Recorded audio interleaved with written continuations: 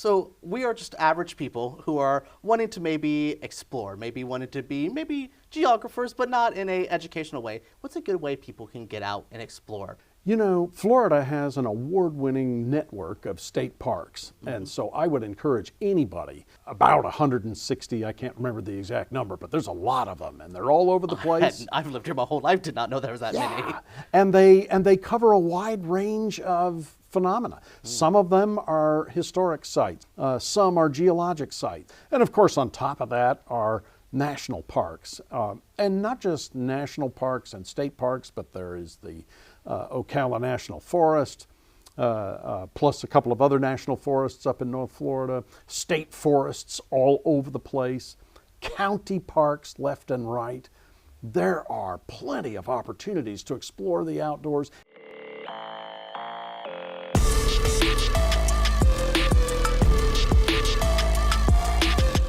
Hello everyone and welcome to On the Grid. My name is EJ Moreno, and for this show we spotlight people in the Tampa Bay area that make it a bit better. We have a lovely guest today, someone your education level is just your PhD, your 2 masters. We have Dr. Christopher Meindl, right? I got that? Yes. All right, awesome. How are you doing today? Outstanding. Hope Hope you are too. I am. You know what? You have a guest, don't ask me that back. I love that. Thank you so much. So I don't even know where to begin with you. A native Floridian. Yes. We are rare. Yes. We are a rare breed of people who usually we want to leave the state. You have left the state at one point, but came back. Tell me about being a native Floridian, and is that kind of what started your love of the outdoors? Because you are a geographer. You are more than just a geographer, but that is kind of I think your bread and butter is geographer. When did you start exploring outside? Right. You know, as a kid, my parents always took us on, their idea of vacation was going camping. Okay. And so we spent more than our share of time in Ocala National Forest. We camped up in the mountains of western North Carolina. And I'll never forget, they've got a photograph of me.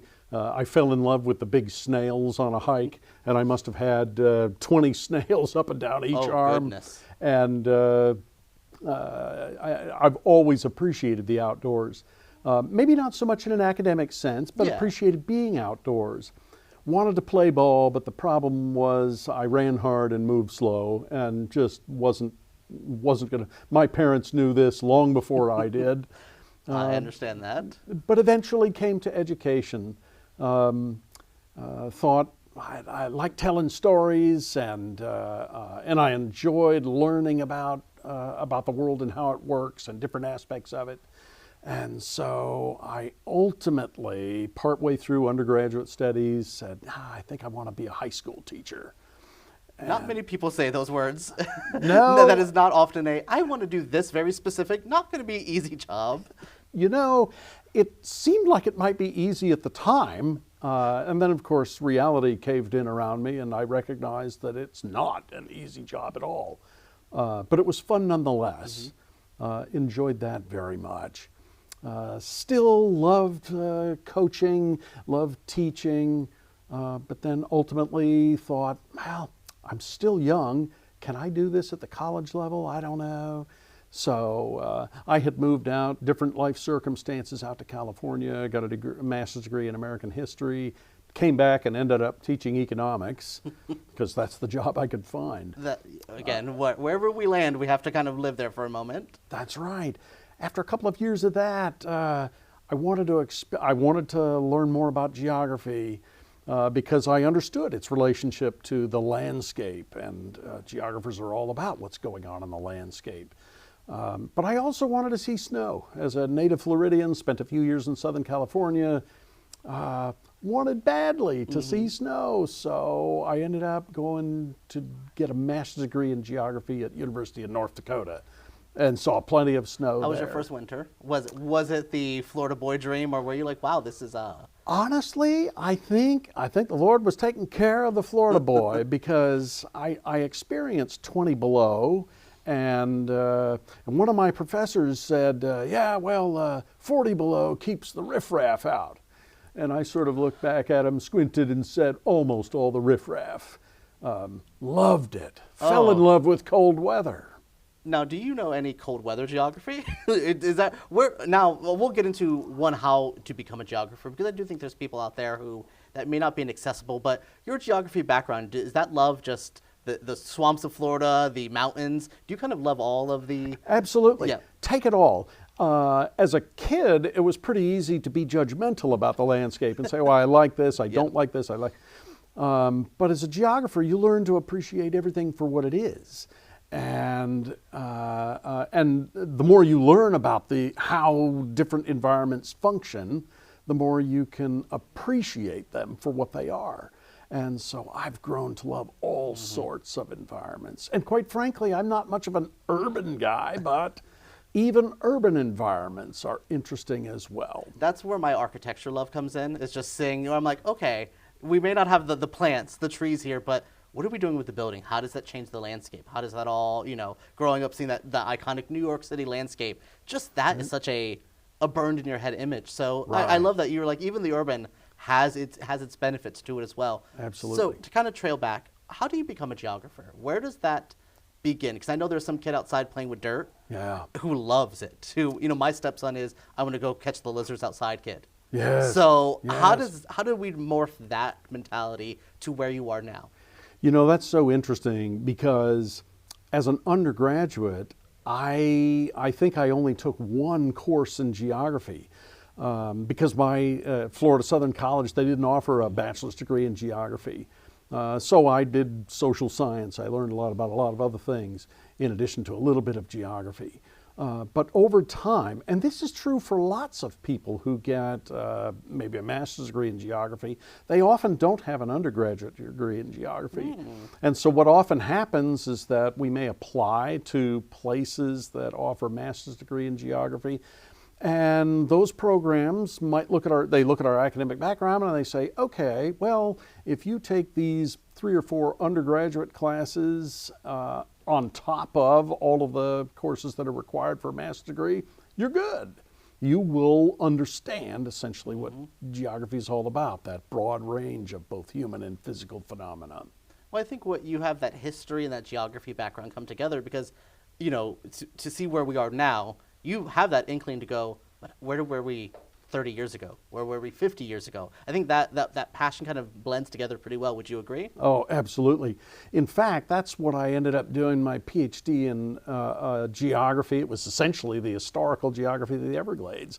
I looked at the very early 20th century Everglades and found some papers, a lot of letters and memos written by a fellow named Thomas Will, who used to be the president of Kansas State University when it was called something else Yes. in the late 1800s.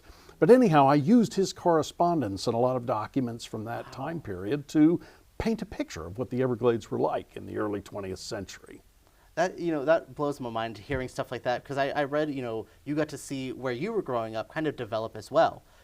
Going from, my mom tells me that with Tampa. She was like, you don't understand, behind this road just was nothing. Right. I lived in Spring Hill, Brooksville for a while. Right. I got to see that go from me being like, oh, there's trees in Florida to, oh, it's now a thriving city. So do you really see that development there? Was the Everglades kind of one of those factors for you going, we have really changed this state a lot? Absolutely. It has been an amazing journey because the neighborhood I grew up on the East Coast in Melbourne Beach, and I watched that barrier island go from just a handful of houses on each street to essentially mushrooming into virtually every lot filled with development. And it eventually occurred to me that, wow, this isn't the only place this is happening.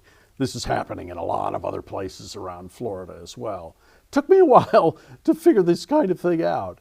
But ultimately, that notion that we're changing the environment rapidly, and it grew to concern me because, I'd grown up in a landscape where you could wander around in the empty lots, and we called it the woods, right? It wasn't really the deep woods, but it was empty lots too, and we could explore and find bones of animals and things like that, blah, blah, blah. The point is that I grew concerned that this is starting to disappear as we bulldoze landscapes and make way for people who also want to live here. Yeah, I was always curious with those people, especially I think of Central Florida Disney area to see what that 70s was changing and all that evolution. Is there, I would ask in a more fun question for you, is there an underrated place in Florida, geography wise, landscape wise, that we don't talk about enough that you feel that because I've never been to the Everglades, they kind of intimidate me. Is there a part in Florida that you're often like, this is where you need to go? We tell people to go to Clearwater Beach, but really we're like, go to Indian Rocks Beach. What's your kind of hidden gem here? One of my favorite places is a place called Chinsegut Hill. Many people think, and we often characterize Florida as flat as a pancake. Yes. And much of it is. But it's also characterized by a series of modest ridges. Chinsegut Hill is part of the Brooksville Ridge. And it's about, 15 minutes north of downtown Brooksville. It sits about 269 feet above sea level, which is pretty high for Florida, by Florida standards. It's not the highest point in Florida or even peninsular Florida, but it's pretty high up there, and it almost appears as if you're in the foothills of the Appalachians. I lived in Brooksville for years, and that's a place we've never heard about. I've been to enough mudding outside, so I definitely been in my fair share of nothing out there. But that's interesting. I'm going to put that in my notes of a place to check out. So we love Florida. We have our education background. Now you start educating here. Tell me about moving to USF, to the St. Pete campus. Tell me about moving there, educating there, and then we'll get into your Florida Studies Director as well. But yeah, tell me about your early education here. Absolutely. I started off teaching at Weber State University in Utah, and at first I thought I was going to live there forever, but then it occurred to me, I don't know that I can afford a decent house for my family out there. And I started to feel the tug of Florida. Tried to get back to Florida, found a job at Georgia College, right in the middle of Georgia. If you put your finger in the middle of the map of Georgia, you'll probably be very close to Milledgeville. Enjoyed that, but still the tug of Florida. This job at USF St. Pete campus opened up in 2003. There was a lot of expansion. I wasn't the only one hired. There were a lot of other people hired at that time as well. And I had always loved that place. Still do. It's a magnificent combination of being on the water, which we found could be a problem this past hurricane season, with a little putt-putt airport right next door, with lots of traffic there. And then, of course, it's an educational institution, which I've always admired. I've always appreciated smaller campuses as well. I'm certainly glad to be part of the larger USF family, but am very happy teaching at a smaller campus. I would imagine it's it feels more like a family, especially in that area. You get very tight-knit in that area. I love that. So we're educating here. What is your main focus there? What do you teach at USF? Yes. Well, I'm a geographer, and so I will teach a range of stuff, all the way from introductory human geography. I've taught introductory physical geography in the past, but also a lot of environmentally oriented courses, whether it's the human footprint on the landscape, water resources management. I've long taught a course called Geography of Florida, but I think some people think that's sort of an old fogey-like title, so I'm dressing up the title and calling it Florida's Land, Water, and People to make it a bit more attractive. I like that. That is a good title. I'll give you some points there. That is a good title. That's splashy. And that's what it's about. That's what geography is about. But the problem is that many people think their geographic education ended maybe in the 3rd grade when they were forced to memorize states and capitals. I did like my earth science class a little bit. Yeah, sure. That was about as far as I wanted to go. Exactly. You know, it was about memorizing basic facts. And all right, well, we have to have a base of facts to understand these maybe broader forces that are harder to see, but they are equally impactful, maybe even more impactful in terms of determining what happens on the landscape. But anyhow, I've taught about water resources management, and for the longest time, I knew about Florida Springs. I had, been vacationing in Springs as a kid and so forth, but didn't pay them all that much attention. I heard a science presentation by a fellow from the Southwest Florida Water Management District. He talked about springs and problems in springs and the Water Management District's efforts to wrestle with those problems, and was just captivated almost immediately and thought, I have to learn more about I teach water resources management, for heaven's sake, so I have to learn more about Florida Springs. And it seemed that the more I read, the more I learned, the more I asked questions, the more questions I had. Yeah, okay, good. I'm going to tie me straight back into you writing your book, Florida Springs, From Geography to Politics to Restoration. I have a question for you in this, you come from the education world, you come from loving the outdoors, but tell me when that politics started to pop up. That comes with you being, I don't want to say a slight environmentalist, but you being very conscious of the environment. Right. Is that when the politics started entering? And every job I've interviewed somebody here for, they're always like, I do this job, and then politics. And then just the red tape somewhere. Tell me about that and that kind of, that realization of, wow, even geography is political.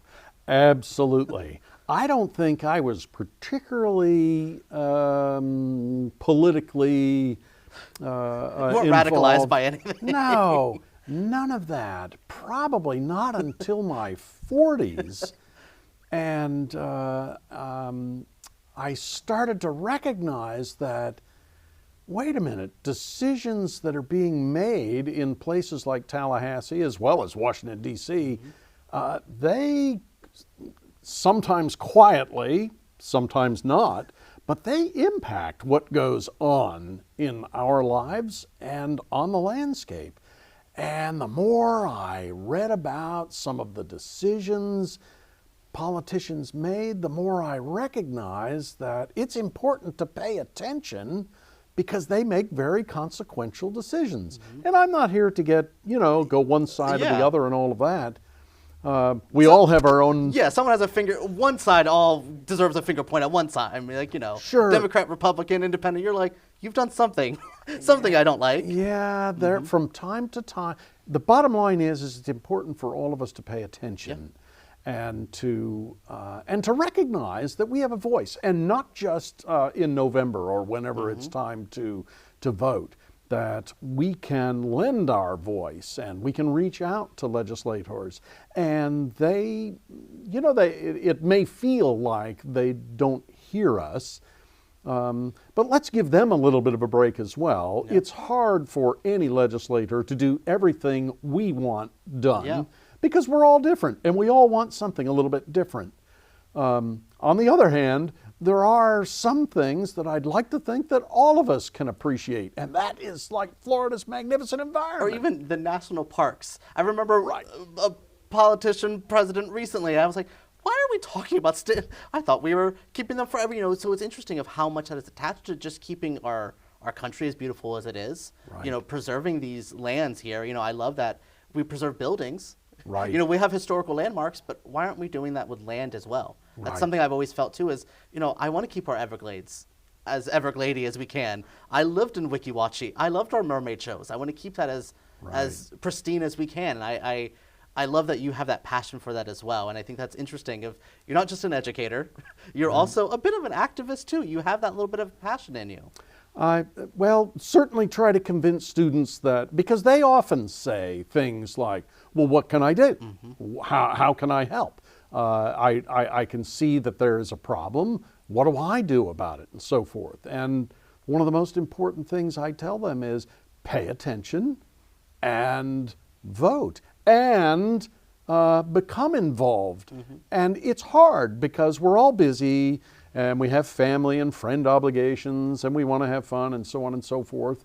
But we really do need to carve time out for sort of that public sphere. Oh, absolutely. I often think of when can I tie myself to a tree to make sure we don't tear down that tree? When do I have the time for that? Right. I just love that you have this ability to kind of educate yourself as well to continuously educate others. So tell me about, back in education, tell me about being the USF Florida Studies Director. Yes. What does that do? What does that entail? Nicely, what is your job?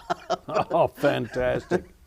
One of the things they asked me when I interviewed in early 2003, they expressed some interest in the fact that I was a Florida guy, and I'd written some stuff about the Everglades and was interested in Florida studies generally, and they told me that a couple of historians, Gary Moreno and Ray Arsenault, who are no strangers to the Tampa Bay area, they had developed this idea to create a master's granting Florida Studies program, which they did, and it opened in fall 2003.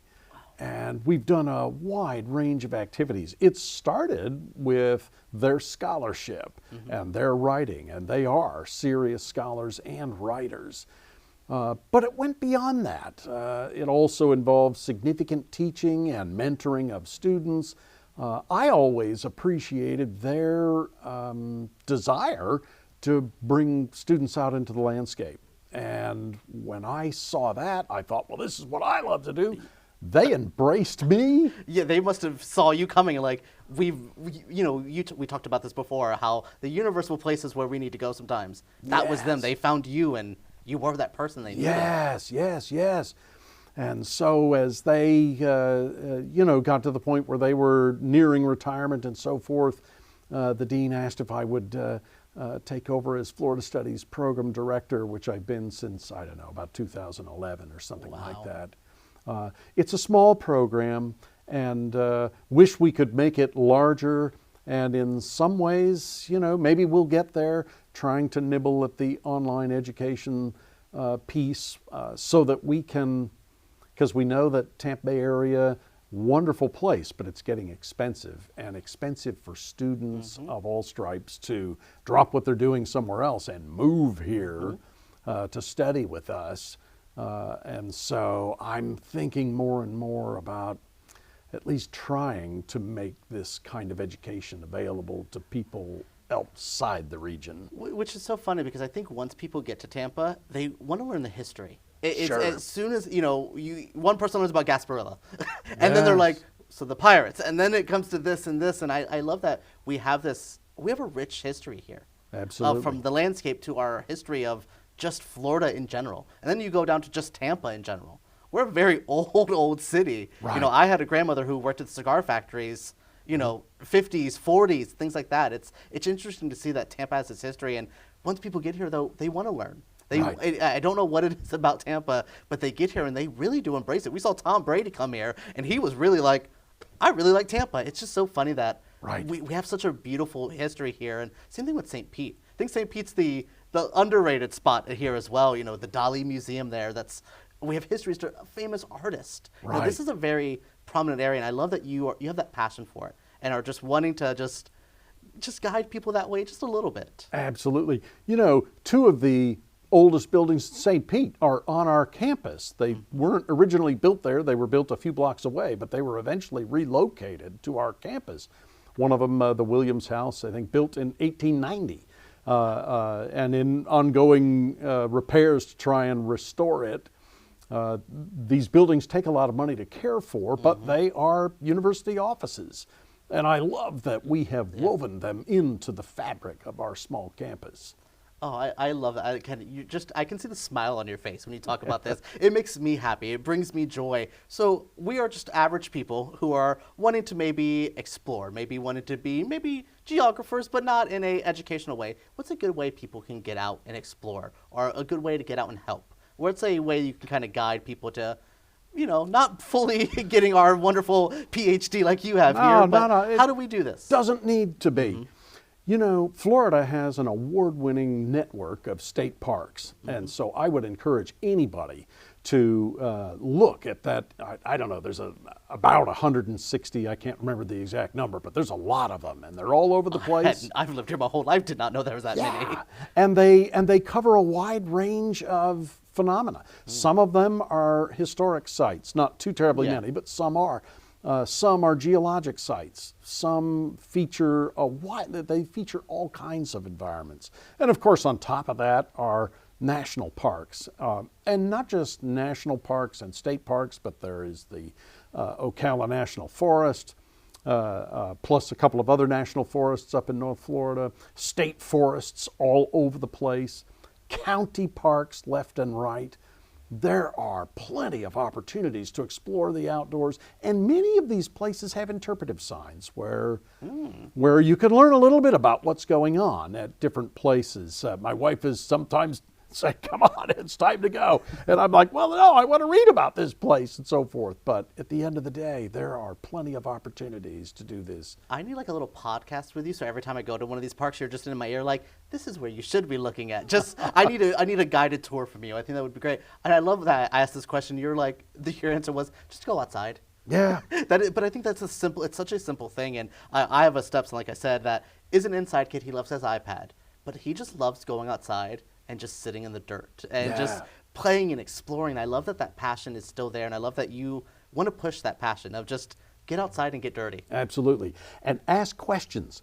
We very often wander around the landscape and we get accustomed to our surroundings and take them for granted without thinking about, where did this thing originate? Who built this? What was their life like?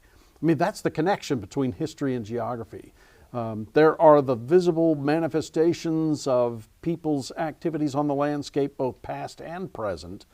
And we can sometimes grow a little numb with our busy lives, and we need to get here, there, and otherwhere. But the point is that if we think carefully about what's going on in the landscape, there's a lot of stories yet to be told about particular places. Is there more stories that you want to tell? Is there another book in the works? Is there anything else you want to do for us? You don't have to spoil the book, but so you are still wanting to do that. I think that's a good path for you, because I want to read now. Absolutely. I've got a couple of other ideas. Okay. The University Press of Florida, this was my first book on Florida Springs. And they said, well, what's the word count like? And I can't remember the specific numbers, but my editor looked at me and went, I don't know if we can go that long. Lots of people aren't into reading really big books. You wrote Stephen King's It, but for geography, you're like, calm down now. Yeah. And so they said, you're really going to have to chop off about half of this. The good news, if you can call it that, is that the existing springs book flies at 40,000 feet. I don't look at individual springs except occasionally as examples of this problem or that. But all of the rest of that material was going to be the micro look at springs and say, okay, let's take a detailed look at Weeki Wachee. Let's take a detailed look at Sulphur Springs here in Tampa, and so on and so forth throughout the state. And so I'm trying to work with that material. That sequel in the works there. Yes, absolutely. And the other thing I just had a conversation very preliminary about, I think this state is begging for an atlas of natural hazards in Florida, because Lord knows we have plenty of them. Absolutely. Hurricanes are a big one, but it's not just hurricanes. There's sinkholes galore. Not everywhere, but in many places. Enough, yeah. Absolutely. Fire can occasionally erupt and cause problems, tornado, anything, all of it. And I think people focus on the positive aspects of Florida, which is easy to do. It's a beautiful state, but But there are some other issues that we probably ought to know a fair bit more about than we do. Oh, Dr. Meindl, thank you so much for speaking with me today. This was so good to get into. Again, I always go into the show like, I don't know what this man's job is, and then I find out and I love it. I'm so enthralled by what you do and your passion. So thank you so much for speaking with me today, and thank you all for watching On the Grid. My name is EJ Moreno. Tune into our next episode for more information on people who make Tampa Bay better.